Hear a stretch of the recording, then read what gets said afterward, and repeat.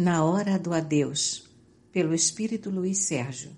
Psicografia Irene Pacheco Machado. Capítulo 20. A família e a doutrina. Vamos à capela 2 para esperar João, propôs Henrico. Quem é ele? Um espírita conhecido nesta cidade, Luiz Sérgio. A capela ainda estava vazia, mas pouco a pouco foram entrando alguns desencarnados, encarregados de preparar o ambiente. Oravam com devoção, enquanto belas flores iam enfeitando o recinto. Algum tempo depois, o corpo de João Lourenço chegou, acompanhado de seus familiares. O curioso é que seu espírito não se encontrava ali. Onde está o espírito? Perguntei a Henrico, intrigado. Bem perto daqui, no pronto-socorro espiritual. Henrico, em todos os cemitérios há um pronto-socorro igual a esse? Graças ao Senhor, ninguém fica desamparado. João Lourenço orava, silenciosamente. Algumas lágrimas corriam em seu rosto, principalmente quando ele se recordava do corpo físico que o servira durante 60 anos. Enquanto João Lourenço estava tranquilo, rodeado de parentes e amigos, seu corpo estava sendo velado com velas, crucifixo e grandes coroas. Voltamos a buscá-lo. Ele murmurava. Eu falei tanto a Isaura que desejava um serviço fúnebre simples e quem quisesse oferecer flores que revertesse a quantia em prol dos pobres. Quem observasse João Lourenço sendo velado não acreditaria que ali se encontrava um espírita, porque o espírita não acende velas. Quanto às flores, são dispensáveis. Mas não deixa de ser um gesto de carinho, disse Henrico. Henrico, e o caixão de luxo? Quis saber Pamela. A família de um homem desprendido da matéria compra o mais humilde. Não é o caixão o meio de transporte que irá levar o espírito para os lugares de paz, e sim a sua consciência. O luxo pertence ao plano físico. Um ser espiritualizado não é apegado às coisas perecíveis. E João Lourenço não é um espírita verdadeiro? Sim, mas não conseguiu passar a mensagem para a sua família. A esposa, Isaura, nunca aceitou o espiritismo, assim como seus 3 filhos. Ele não se esforçou? Não, ele se considerava tão espírita que não quis violentar o livre-arbítrio da família. Isso é certo, Henrico? Perguntou Plácido. Creio que não. Mas não estamos aqui para julgar a vida de João Lourenço. Nisso, ouvimos o que diziam seus amigos que foram prestar a última homenagem a João. Eles estavam indignados, pois pediram para fazer uma prece e a esposa disse que logo chegaria o padre. Que falta de consideração! Como pode alguém ser tão fanático ao ponto de não respeitar a religião do próprio esposo e pai? Luiz, o coração do homem ainda está repleto de egoísmo. Um dos espíritas, presidente do centro onde João trabalhava, aproximou-se do corpo e fez uma prece linda. Olhamos João. As lágrimas corriam. Pudemos ver que os laços que o mantinham no corpo físico há muito já se haviam alojado no perispírito, mas mesmo assim ele ainda estava ligado ao corpo pela mente, sentindo vibrações dos seus últimos instantes no corpo físico. Os filhos, furiosos, aproximaram-se da mãe. Que vergonha! Por que você convidou esse louco? Não bastou a vida toda o papai ter nos esquecido e só ficado no centro, ajudando pobres e dando dinheiro para a maldita construção que não acabava nunca? Meus filhos, logo chegará o padre e eles irão se retirar. João ficou tão feliz com as palavras do seu amigo Rogério que adormeceu e foi levado do pronto-socorro ao hospital, onde logo iria se recuperar. Na capela, era uma falação que chegava a perturbar, não os espíritos, mas quem desejava o silêncio. Nisso, entrou o padre. Muito simpático, olhou para o grupo de espíritas em total recolhimento e lhes sorriu. Quando iniciou as orações, chamou um dos espíritas para ler o Evangelho. A família ficou perplexa. Como pode o padre Emiliano misturar a sua religião com a dos loucos endemoniados? Acontece que o espírita não só leu o Evangelho, como fez uma tocante preleção que emocionou os presentes. Fiquei curioso, chegando a perguntar a Henrico: como pode um padre respeitar um espírita?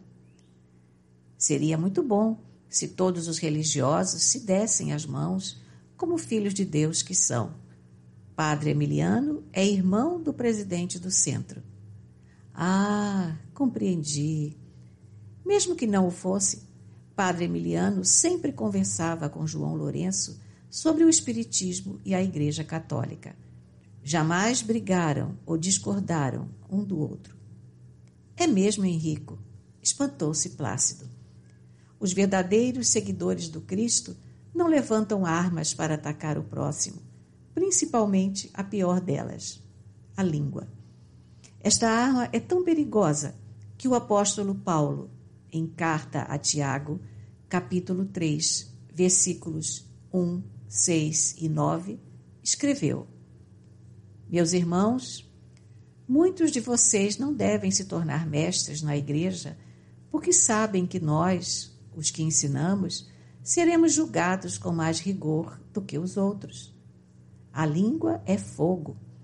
O homem é capaz de dominar todas as criaturas e tem dominado os animais selvagens, pássaros, bichos que se arrastam e peixes. Mas ninguém ainda foi capaz de dominar a língua.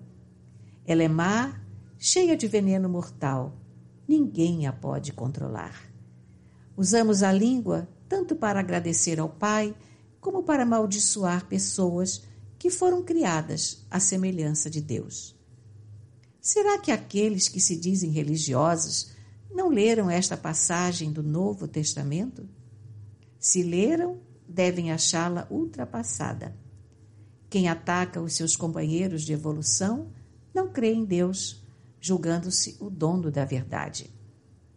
O padre Emiliano, naquela hora, foi um arauto do Senhor, e a família, que não estava respeitando a crença de João Lourenço, sentiu-se envergonhada diante do padre, principalmente quando ele perguntou: Vocês avisaram os amigos de João? Ele tem muitos amigos, principalmente entre a pobreza. A esposa nem respondeu. Assim que o padre se retirou, iniciaram os cânticos e o terço. O silêncio de Henrico fez com que nós nos mantivéssemos calados. De olhos fechados, ele orava, junto aos católicos presentes. Fizemos o mesmo. Uma luz azulada saiu do corpo físico de João. Era o último laço que se desprendia. Eles rezavam e rezavam. Parecia que a mulher de João havia sido intuída a recitar muitas orações. E ali, na estação do adeus, recebemos a grande lição de que a morte nivela os homens.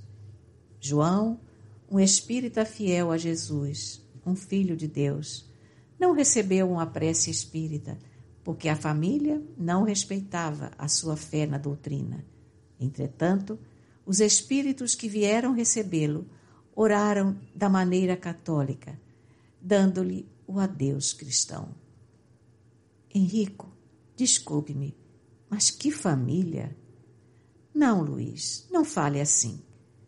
Ficamos preocupados porque vários espíritas não estão lutando para levar os filhos e os netos ao espiritismo. Sempre alegam que respeitam o seu livre-arbítrio. O que será que está acontecendo com vários presidentes de centros, médiuns respeitáveis, frequentadores assíduos de uma casa espírita que não conseguem passar a mensagem de consolação e amor às suas famílias. O que alegam esses espíritas que não conseguem transmitir a doutrina aos familiares? Não sabemos. Talvez não desejem impor a sua fé, acreditar no que eles estão tentando acreditar. E como deve ser um pai de família? Passar a mensagem à esposa e aos filhos? Quando o espírita se preparar para casar com uma pessoa não espírita, a opinião de cada um deve ser analisada, porque se ele perceber que há divergência religiosa, deverá avaliar se é o que realmente deseja. Muitas mulheres espíritas vão deixando de frequentar a casa espírita à medida que o noivo proíbe, o mesmo acontecendo com o noivo, quando a noiva não é espírita. Casam, se confessam, comungam e depois, quando nascem os filhos, os batizam. Ao despertarem um deles a vontade de buscar sua antiga religião, muitas vezes já será tarde. Aí iniciarão as brigas e cada um partirá em direção à sua crença. E os filhos, como ficam? Ou seguem o pai espírita ou a religião da mãe. O que mais se vê são exatamente pessoas que não possuem religiosidade brigarem por causa de religião. Os verdadeiros religiosos amam tanto a Jesus que fazem da sua vida uma louvação a Ele. Religiosos que batem no peito, mas não se entregaram ao Cristo, estes são os perigosos, porque atacam as outras religiões sem as conhecer. Hoje, como ontem, existe uma grande prevenção contra os espíritas, mas algumas dessas religiões estão levando pessoas para as suas casas para serem exorcizadas ou curadas. Só quem tem contato com os espíritos menores são os espíritas? E eles? Só conversam com os espíritos sublimados? Assim dizem. Não estão totalmente errados, só que muitas vezes estão tendo contato com os espíritos e nada sabem sobre eles. O espírita tem às suas mãos os livros doutrinários, que ensinam o homem a se proteger dos espíritos enganadores e lhe dão uma chave de acesso às 3 ordens de espíritos que compõem o mundo espiritual. Dificilmente um espírita que estuda as obras básicas será presa de espíritos embusteiros. Algumas igrejas que lutam contra os espíritas, chegando a difamá-los, devem cuidar-se. Será que os seus orientadores sabem como proceder diante de um espírito sofredor? Será que basta apenas mandá-lo retirar-se e ele se retira? Queremos ver o dia que, por agirem sem preparo, os espíritos menores perturbarem esses templos. Nas casas espíritas, todos os dirigentes de grupos são orientados pela diretoria para estudarem as obras que tratam da mediunidade, que é a comunicação do mundo físico com o mundo espiritual, evangelizando o médium para que ele tenha sempre boas companhias. Henrico até gostaria de ver o susto de alguns deles quando se manifestaram daqueles espíritos que não acreditam em Jesus. Falei. Henrico nos convidou a deixarmos os encarnados e fomos até João Lourenço. Ele nos sorriu. Espíritos amigos, ajudem-me a servir no plano em que me encontro. Sê bem-vindo, irmão, e que Deus te abençoe por tantas lágrimas que secaste e tantos nus que vestiste. Irmão, mas agora constatei que nada fiz pela minha família. Ela não tem religião. Como não tem? Ela é tão católica? Antes fosse. Quando Emiliano nos pedia algo para doar aos pobres, minha mulher e meus filhos ficavam furiosos. Até diziam que não acreditavam em nada. E esta cerimônia religiosa? Foi o meu amigo, Padre Emiliano, quem preparou a prece e a minha mulher colocou as velas e as flores para me contrariar. Mas o irmão nem se aborreceu, disse Henrico. Graças a Deus, a minha doutrina me amansou o espírito e me clareou o caminho da compreensão. Minha esposa é uma ótima pessoa, assim como meus filhos. Eu é que fracassei, acovardei-me, não tive coragem de lhes apresentar Jesus na plenitude dos meus atos. Era muito severo, chegando a brigar para que eles não comessem carne. Fui muito teórico, deixando de ser um verdadeiro espírita. Mas o irmão dava tudo para os pobres. Sim, fiz deles meus irmãos, mas deixei de dar aos meus filhos o pão da evangelização e para minha mulher o exemplo de um espírita verdadeiro. Fazia o culto no meu escritório para não incomodá-los. O certo seria realizá-lo na mesa da sala e sempre convidá-los a participar. Fui covarde, eles não têm culpa. O que o irmão pretende fazer para ajudá-los? Espero que alguém me auxilie a orientá-los a buscar a religião a que melhor se adaptem. Ficar sem crer em nada é que não podem. Infelizmente, só agora tenho certeza que os meus filhos em nada creem e minha mulher apenas às vezes vai à igreja. É muito materialista. Fomos saindo devagar, só ficando Henrico junto a ele, naquele belo hospital da espiritualidade. Não sei sobre o que falaram, mas eu, Pamela e Plácido sentamos no jardim e ficamos orando em silêncio. Depois, comecei a cantar. Venha cá, você que está tão só. Venha logo, nós precisamos de você, irmão. Plácido e Pamela acompanharam-me e logo estávamos cercados por vários companheiros. Cantamos várias músicas até a hora em que Henrico juntou-se a nós, quando todos paramos. Ele falou: continuem, está tão bonito. Nada como a música para nos embalar o espírito. Cantamos. Aonde vai, companheiro? Aqui é seu lugar. Não ande ligeiro, precisa descansar. Lá fora, o mundo de você judiou. Depois do sono profundo, Jesus o levantou. Os bosques floridos, os rios, os mares, o nosso querido nos livra dos males. Venha cá, companheiro, o trabalho nos espera. Em cada mensageiro, o despertar de uma era. De mãos dadas e serenos, caminhamos devagar. Ao lado do Nazareno, jamais voltaremos a penar.